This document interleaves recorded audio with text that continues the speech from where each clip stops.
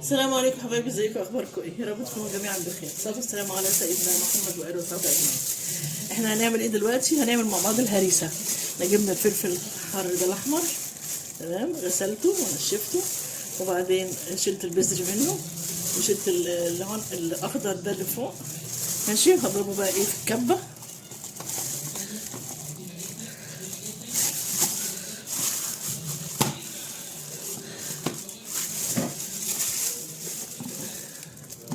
ونضربه ايه في الكبه شويه، وبعدين نقول نحط ايه ونعمل ايه. لسه لازم اجيب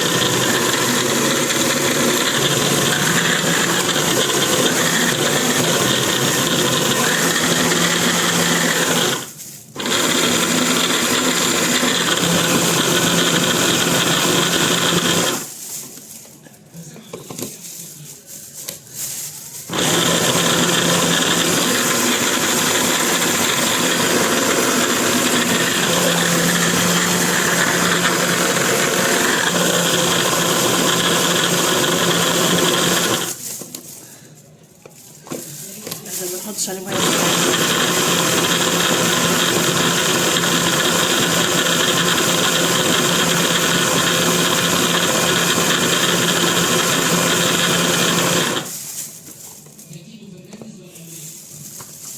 انا بدل ما احطه هنا بقى اجيب الحله اللي احطها على النار على طول.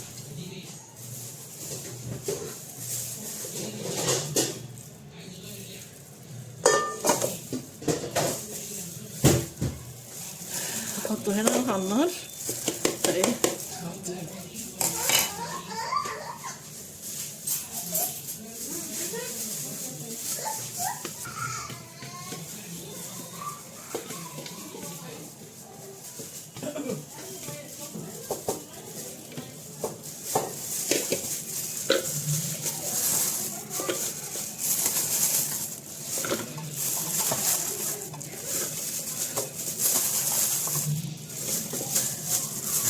طبعا نفس الكيس عشان ايديا ما تحرقنيش. هو اي نعم مش حامي قوي بس برضه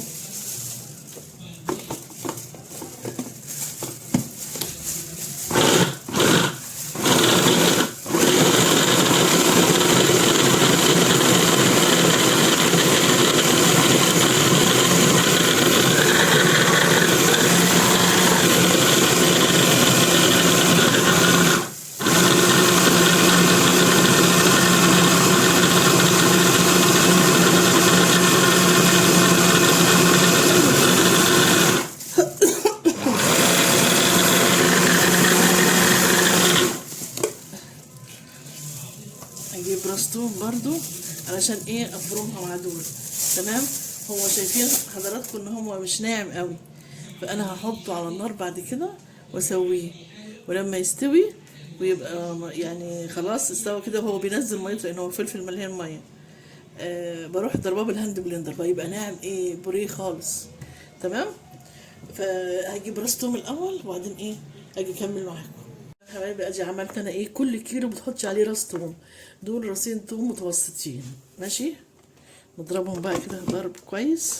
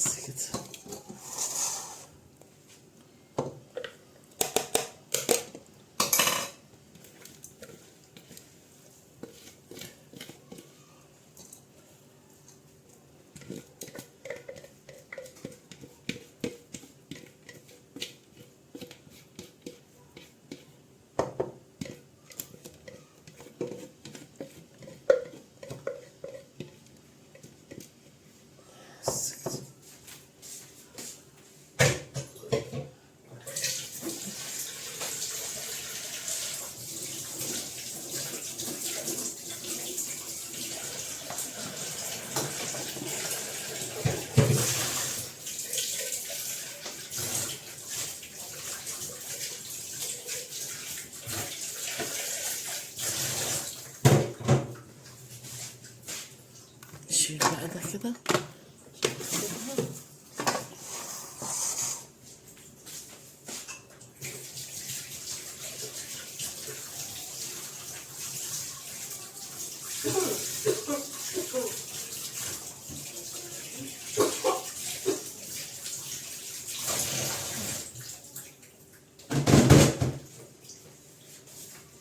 هرجع لكم تاني.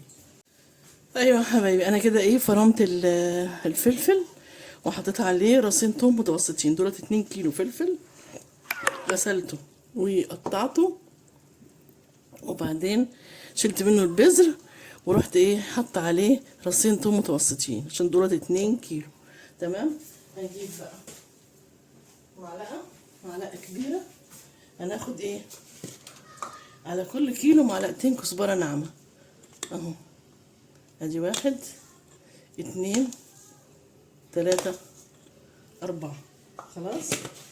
وهنحط معلقه بابريكا. تمام.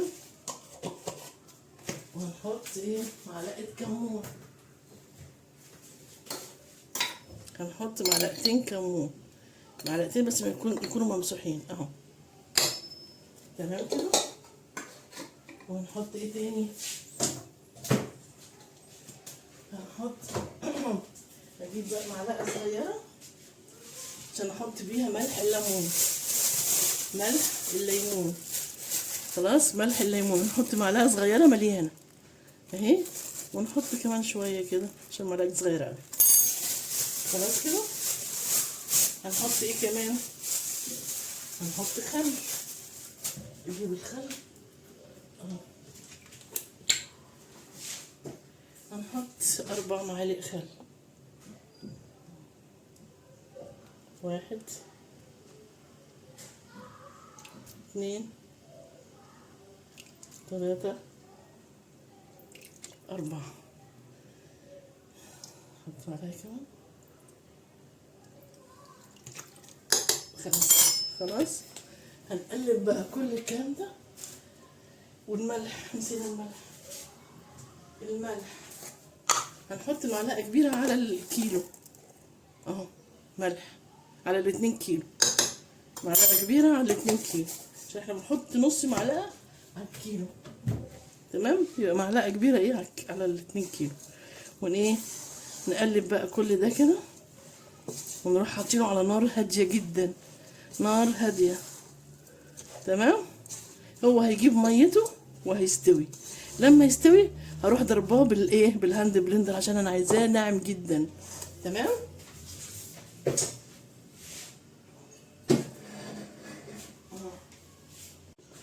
ايوه يا حبايبي، بعد ما خليته استوى شويه فايه بضربه بالهاند بلندر عشان انعمه خالص.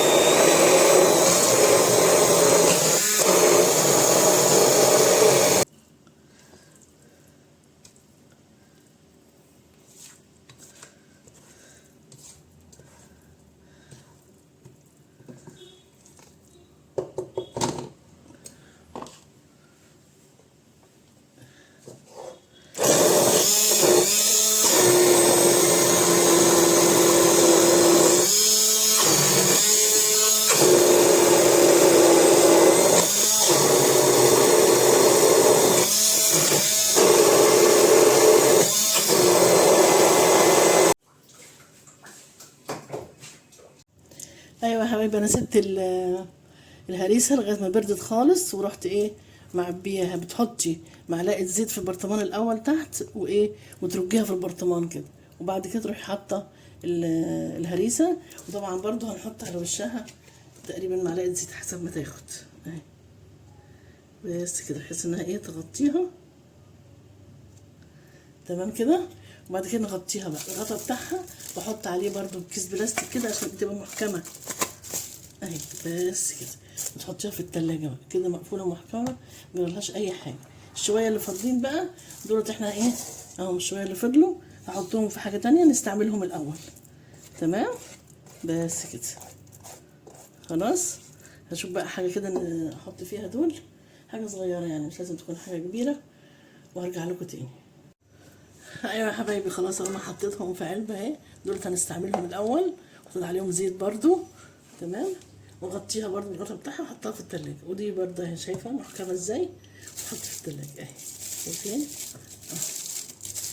محكمة الغلق، متخشلهاش هوا خالص، وحطينا على وش الزيت مجرالهاش أي حاجة. تمام يلا اعملوها يا جماعة. الفلفل موجود في السوق اليومين دول، ماشي. يلا سلام عليكم.